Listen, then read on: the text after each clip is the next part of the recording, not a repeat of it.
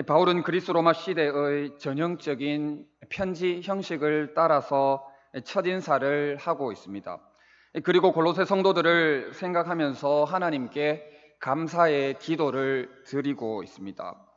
바울은 감사 기도에서 골로새 성도들이 복음을 들은 후에 보여준 믿음과 성도를 향한 사랑의 열매를 이야기하고 있습니다.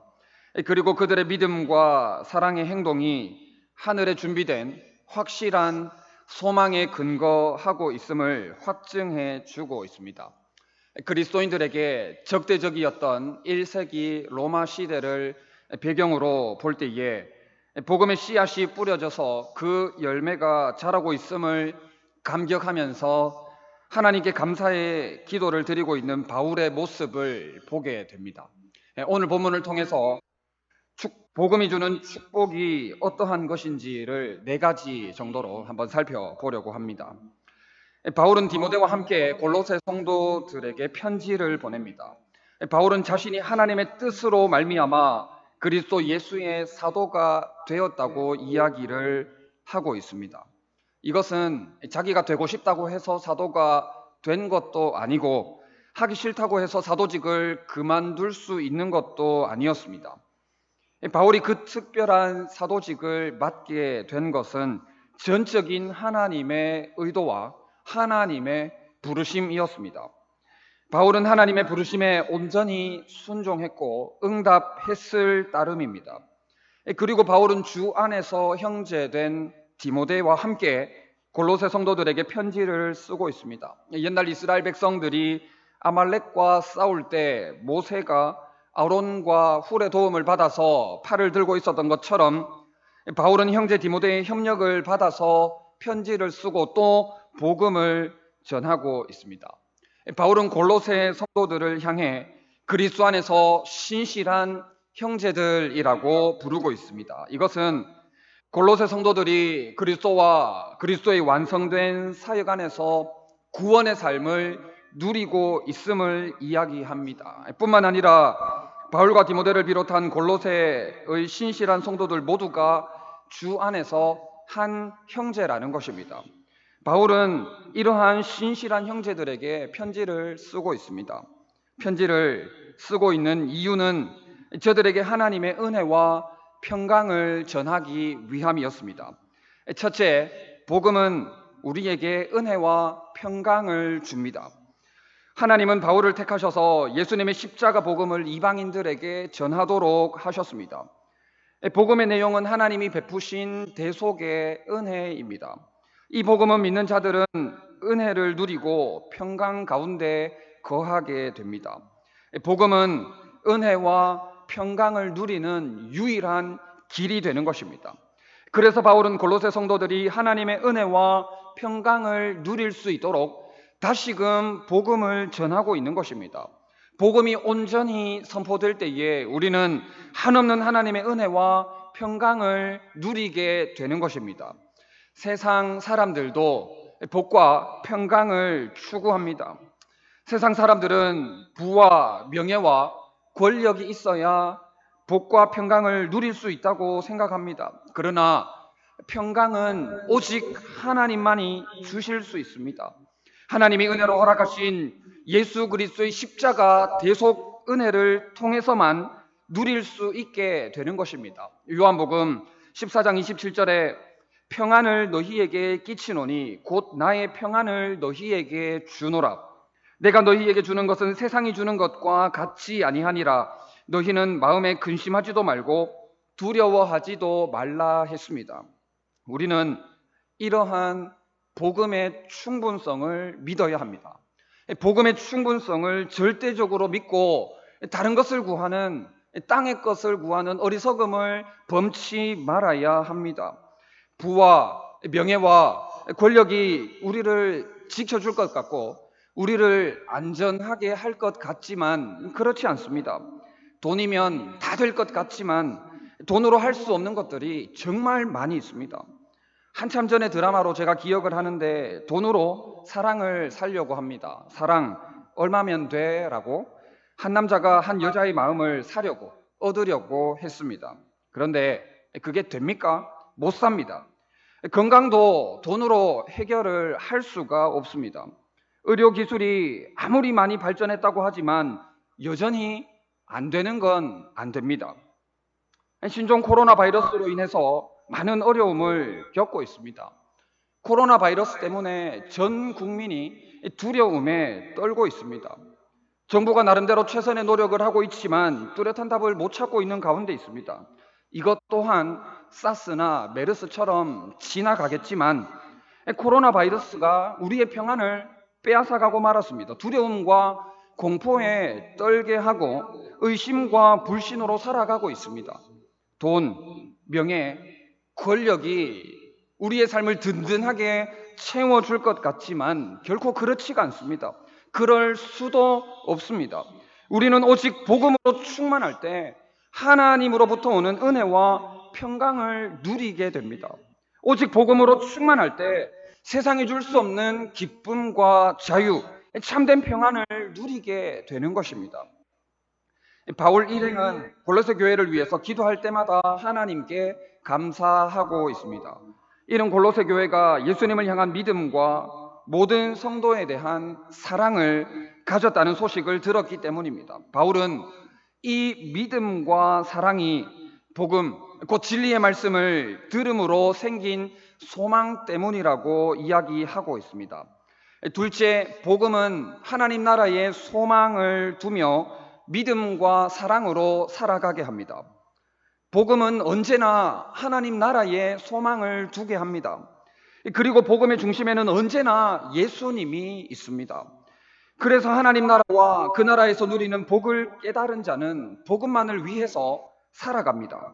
하나님 나라의 소망을 두기 때문에 믿음과 사랑으로 살게 되고 말씀만을 쫓아서 살게 되는 것입니다.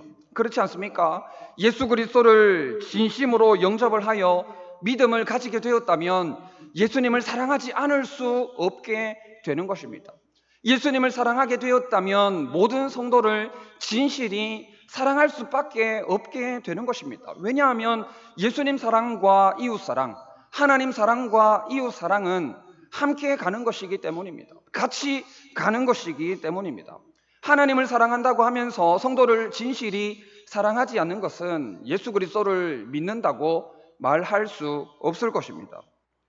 그렇게 믿는 자의 삶의 특징이 바로 믿음과 사랑인 것입니다.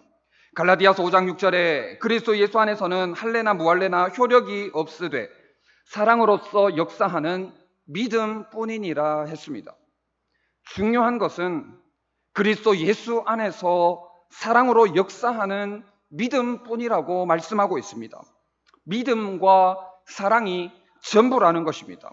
다른 무엇에 가치를 부여하고 의미를 찾는 게 아니라 하나님의 자녀인 우리에게는 믿음과 사랑이 전부입니다. 믿음과 사랑이 전부고 그것으로 인해 우리가 사는 것입니다. 오직 믿음, 오직 사랑, 그렇게 우리는 사는 것입니다. 디모데후서 1장 13절에도 너는 그리스도 예수 안에 있는 믿음과 사랑으로서 내게 들은 바 바른 말을 본받아 지키고 했습니다. 같은 말씀입니다. 예수 그리스도 안에 있는 믿음과 사랑으로 사는 것입니다. 그 믿음과 사랑을 본받아 사는 것입니다. 다른 무엇으로 사는 게 아닙니다. 돈으로 사는 것도 아니고 명예와 권력을 먹고 사는 것도 아닙니다. 오직 믿음, 우리는 오직 믿음, 오직 사랑으로 사는 것입니다. 예수 그리스도를 본받아 예수님처럼 그러한 걸음을 걸어나가는 성도인 것입니다. 예수님도 이렇게 말씀하셨습니다. 너희 원수를 사랑하며 너희를 박해하는 자를 위하여 기도하라. 이같이 한즉 하늘에 계신 너희 아버지의 아들이 되리니 하셨습니다. 복음이 우리를 믿음으로 살도록 예수 그리스도께서 우리를 사랑으로 살도록 말씀하고 있습니다. 예수 그리스도를 믿는다면 그렇게 살지 않는 것이 오히려 이상한 삶인 것입니다. 하나님 나라를 소망하면서 오직 믿음으로 오직 사랑으로 살 수밖에 없습니다. 이것 말고는 다른 무엇이 우리에게 소망이 될 수도 없는 것입니다. 바울은 골로새에 복음을 전한 사람이 에바브라임을 상기시키고 있습니다. 바울은 에바브라가 자신과 함께 종된 사람으로 사랑받는 자라고 말하고 있습니다.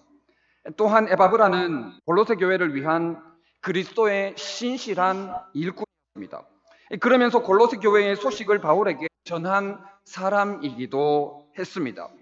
그러므로 골로새 교회가 에바브라를 통해 받은 복음은 정확하고 분명한 것이고 신뢰할 수 있는 것이었습니다. 바울은 누가 복음을 전했는지를 언급하고 확인하면서 그 복음이 올바른 것인지 바른 것인지를 판단하고 있습니다. 셋째, 복음은 온전하게 보존되고 전달되어야 합니다. 에바브라가 골로새에 와서 복음을 전하면서 많은 사람들이 예수님을 믿게 되었습니다. 주로 이방인들이 복음을 듣고 은혜를 받았습니다. 사람들은 예수님을 믿으면서 변화되었고 신앙의 열매들을 맺게 되었습니다. 이러는 중에 이상한 이단들이 나타나서 활동하면서 골로새 교인들의 신앙을 혼란스럽게 만들었습니다.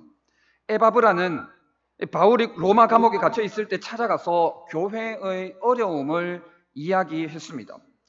아마도 골로새 교회에 침투했던 이단은 아주 복잡한 성격을 띠었던 그런 이단이었던 것 같습니다. 초등학문, 금욕주의, 천사 숭배할 것 없이 아주 복잡했던 그런 이단이었던 것 같습니다. 골로새서는 이런 교회의 사정을 살펴서 이단을 물리치고 계속해서 신앙의 열매를 맺도록 권면하기 위해 쓰인 서신입니다. 이단은 신앙적인 암이라고 할 수 있습니다.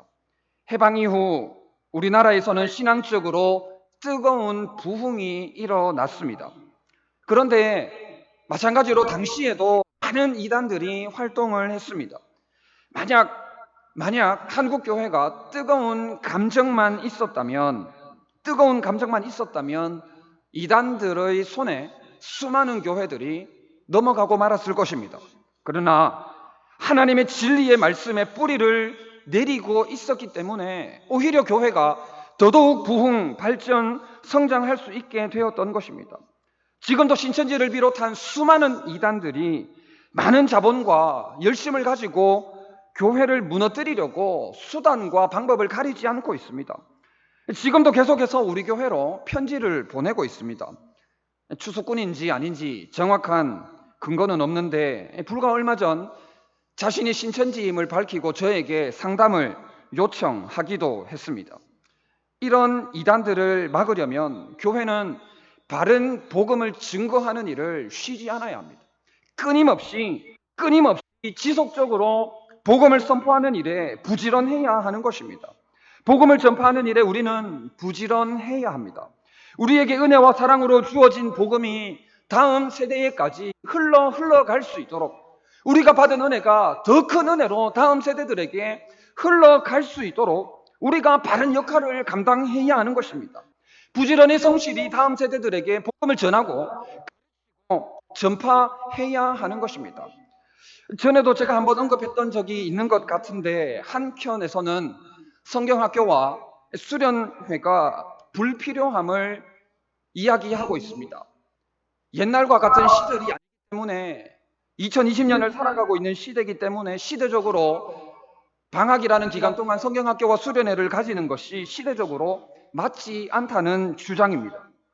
옛날과는 다른 시대를 살아가고 있기 때문에 토요일에 우리 자녀들을 교회로 불러내지 말라는 그러한 요청을 하는 부모님도 있습니다. 우리 자녀가 공부를 해야 되기 때문에 불러내지 말라는 것입니다. 학교, 학원 공부로 인해서 너무나도 바쁘다는 것입니다.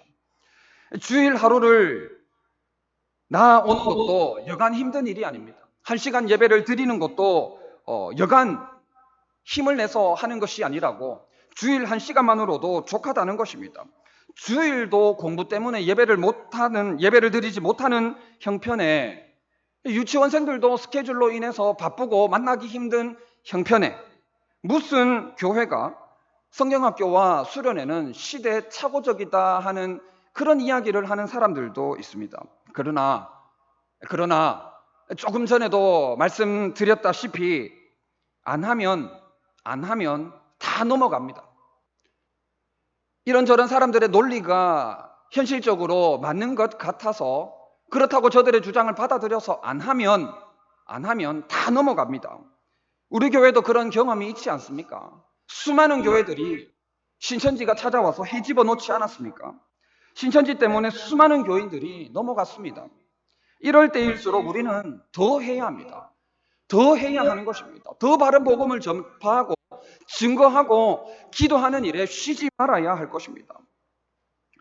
바울은 신령한 지혜와 총명으로 하나님의 뜻을 이해할 수 있게 해달라고 골로새 성도들을 위해 기도하고 있습니다. 그렇게 할 때 골로새 성도들은 주님께 합당하게 행하며 주님을 기쁘시게 할 수 있었습니다.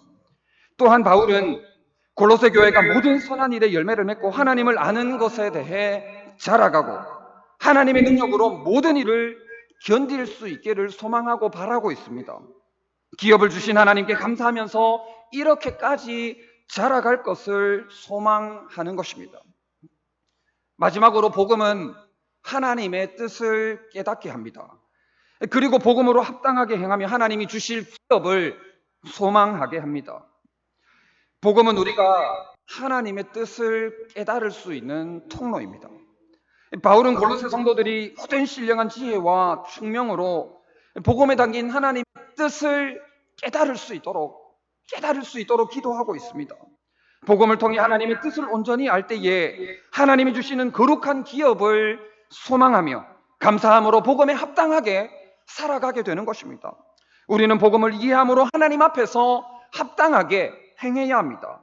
모든 선한 일에 열매를 맺고 하나님을 아는 것에 대해 자라가고 하나님의 권능을 알아 기쁨으로 모든 환난을 견디는 것이 복음에 합당하게 살아가는 것입니다. 바울은 빌립보서 1장 27절에서도 복음에 합당하게 행할 것을 요구하고 있습니다. 오직 너희는 그리스도의 복음에 합당하게 생활하라는 것입니다. 다시 말하면 복음에 어울리게 살아라는 것입니다. 바울은 에베소 교회서를 향해서도 이렇게 이야기했습니다. 우리가 다 하나님을 아는 것과 믿는 것에 아는 일에 하나가 되어 온전한 사람을 이루어 그리스도의 장성한 분량이 충만한 데까지 이르리니 이는 우리가 이제부터 어린 아이가 되지 아니하며 사람의 속임수와 간사한 유혹에 빠져 온갖 교훈의 풍조에 밀려 요동하지 않게 하려 함이라 했습니다. 우리가 세상의 거짓된 말과 유혹을 이겨내기 위해서는 하나님과 하나님의 뜻을 아는 온전한 지식을 반드시 가져야 합니다. 그래서 바울은 골로새 성도들에게 모든 신령한 지혜와 총명에 대해서 하나님의 뜻을 아는 것으로 가득 채워질 수 있도록 간구하고 있는 것입니다. 그래야 흔들리지 않기 때문입니다. 그래야 거짓 속임수에 빠지지 않기 때문에, 유혹에 흔들리지 않기 때문에, 온갖 풍조에 밀려 요동하지 않기 때문에 그러한 것들을 간구하고 있는 것입니다. 무엇보다도 주님 앞에서 합당하게 생활할 수 있기 때문에 그렇게 간구를 하고 있는 것입니다. 그래야 범사에 하나님을 기쁘시게 하고 모든 선한 일에 열매를 맺을 수 있기 때문입니다. 호세아 선지자는 내 백성이 지식이 없어 망한다고 이야기를 했습니다. 내 백성이 하나님을 아는 지식이 없어서 망한다고 안타까워하며 이야기하고 있는 것을 보게 됩니다. 하나님을 아는 지식이 있어야 합니다. 그리스도를 아는 지식이 충만해야 합니다. 그리스도를 아는 일과 믿는 일에 하나가 되어 장성한 분량이 충만한 데까지 이르러야 하는 것입니다. 더 자라가야 합니다. 계속해서 자라가야 합니다. 만족하면 안 됩니다. 우리는 계속해서 자라가야 합니다. 그렇게 하지 않으면 망할 수밖에 없고, 그렇게 하지 않으면 요동칠 수밖에 없는 것입니다. 복음은 하나님이 주실 기업의 영광스러움을 깨닫게 합니다. 그리고 우리가 행해야 할 마땅한 바를 알게 합니다. 그러므로 복음을 이해함으로써 우리가 바라고 추구해야 할 기업이 무엇인지, 그 기업을 소망하며 마땅히 행해야 할 일이 무엇인지를 깨닫도록 기도해야 할 것입니다. 날마다 선한 일에 힘쓰며 어떠한 환난 가운데에도, 어려움 가운데에도 하나님의 능력을 믿고 신뢰하며 견뎌내야 하는 것입니다. 말씀을 정리하겠습니다. 첫째, 복음은 우리에게 은혜와 평강을 줍니다.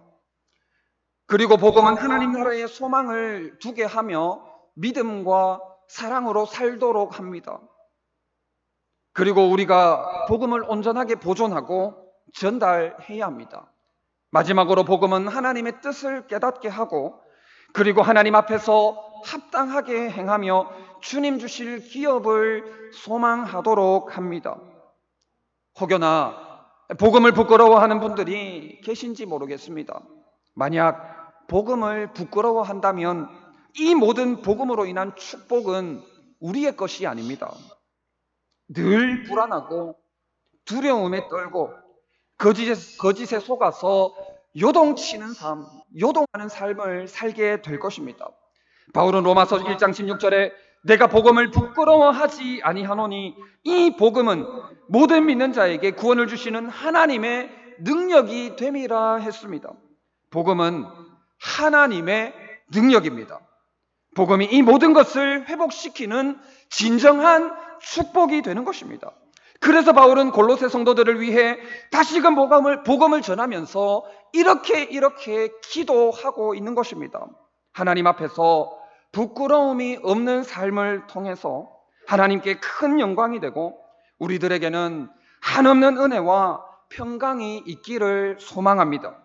복음이 주는 축복을 풍성하게 누리고 주님 주실 기업을 바라보면서 사명 잘 감당하는 저와 여러분들 다 되시기를 진심으로 바랍니다.